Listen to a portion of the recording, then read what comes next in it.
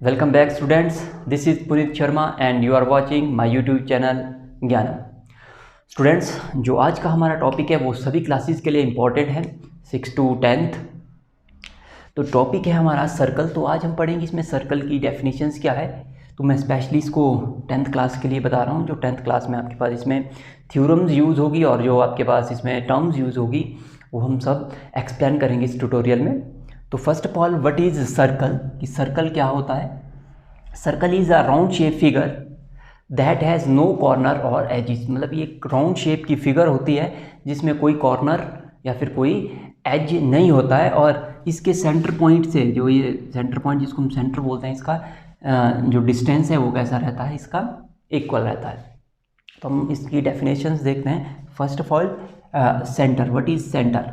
Centre तो वो भी आपको बता दिया कि सेंटर जो मिडल पॉइंट है सर्कल का, mid point of circle is called its centre. तो यहाँ पे हमने डिनोट किया है इसको ओ से। O is the centre of circle.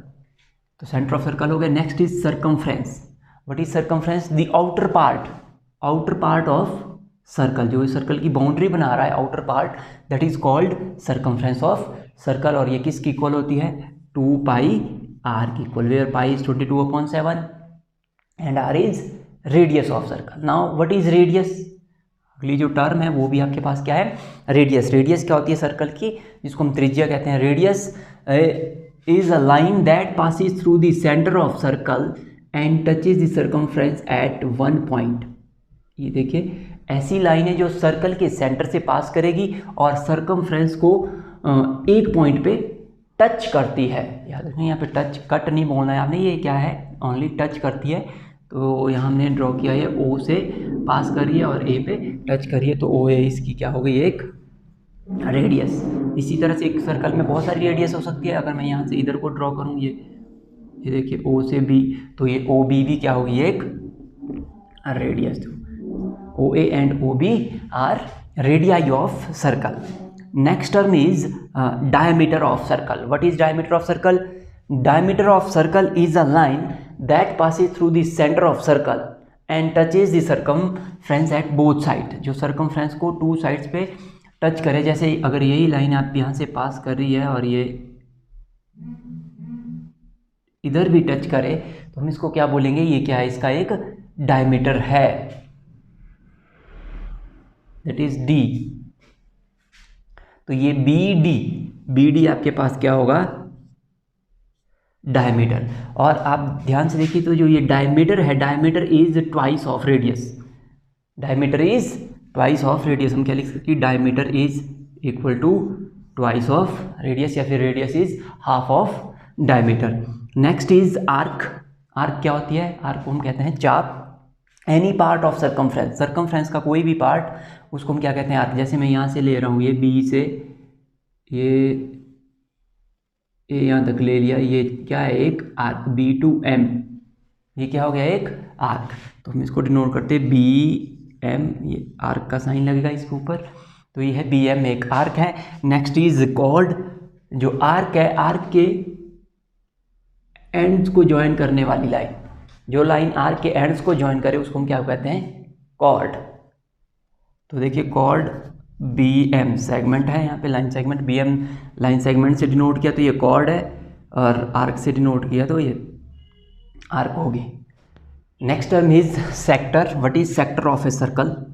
Sector of circle क्या होगा आपके पास, it is the region between 2 radii and 1 arc. देखिए, ये वाला रीजन, जो 2 ये रेडियाई और एक किसके बीच में है, 2 रेडियाई और एक आर्क के बीच का जो रीजन है उसको हम क्या कहते हैं, सेक्टर ऑफ सर्कल। सेक्टर के बाद आता है next segment. What is segment. Segment is the region between 1 chord and arc.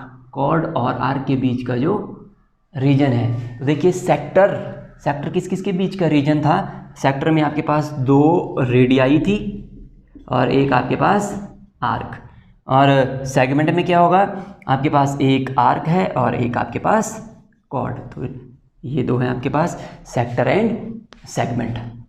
Sector और सेगमेंट से रिलेटेड आपके पास ये आपके पास 12th यूनिट में क्लास 10th की यूज़ होंगे, वहाँ पे आपके पास एरिया रिलेटेड टू सर्कल है, तो वहाँ ये दोनों टर्म्स ज़्यादा यूज़ होगी।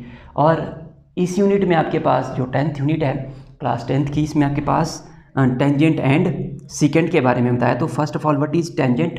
टेंजेंट क्या होता है? टेंजेंट को बोलते हैं हम स्पर्श रेखा।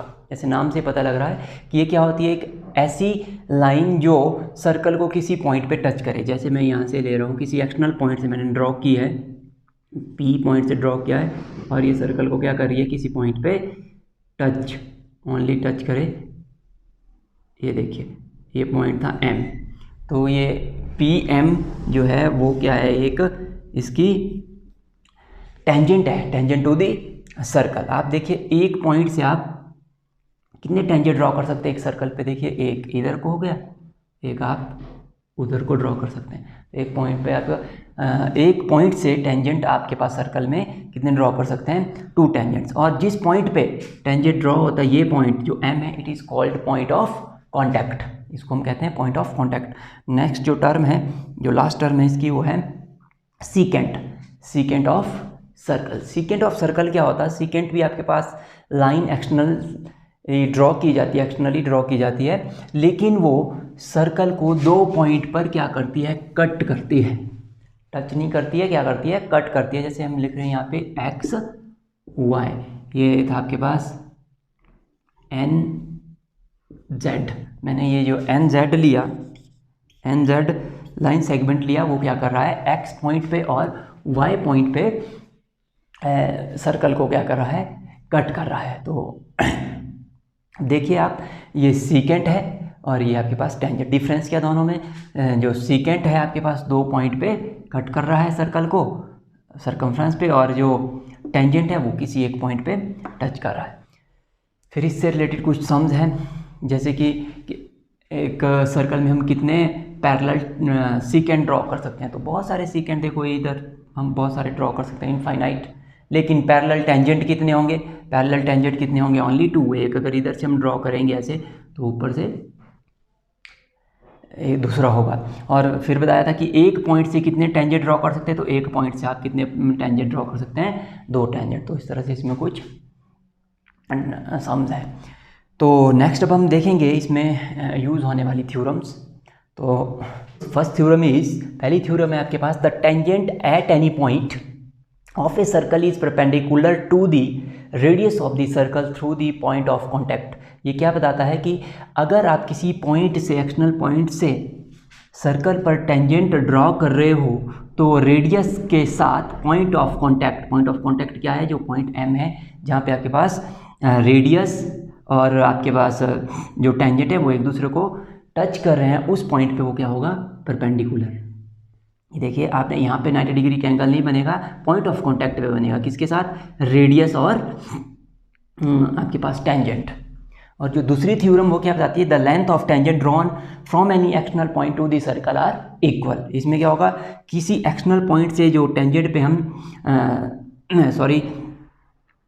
सर्कल पे जो हम टेंजेंट ड्रॉ करते हैं, उनकी लेंथ कैसी होती है? इक्वल। मैंने बताया था एक पॉइंट से आप 2 टेंजेंट ड्रॉ कर सकते हैं। तो इसमें क्या होगा? जो पी एम है वो किसके इक्वल होगा? P N. ये जो दोनों टेंजेंट कैसे होंगे? इक्वल। और इसमें क्या होगा? जो एंगल पी एम ओ है, angle P M O is of 90 degree. ये दोनों थ्योरम बहुत ही इंपॉर्टेंट है, इसी से आपके पास इस एक्सरसाइज के सारे सम्स सॉल्व होंगे। तो एक बार फिर से बता रहा हूँ, पहली थ्योरम क्या थी कि किसी एक्सटर्नल पॉइंट से अगर हम टेंजेंट ड्रॉ करते हैं सर्कल पे, तो रेडियस के साथ पॉइंट ऑफ कॉन्टैक्ट पे क्या होता है?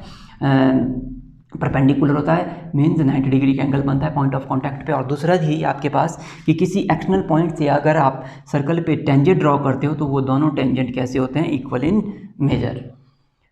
तो बहुत इंपॉर्टेंट थ्योरम्स है, तो आप इसको ध्यान से समझ लें। So that's all for today. अब मिलते हैं नेक्स्ट वीडियो में इस एक्सरसाइज के सम के साथ। Till then take care and bye bye.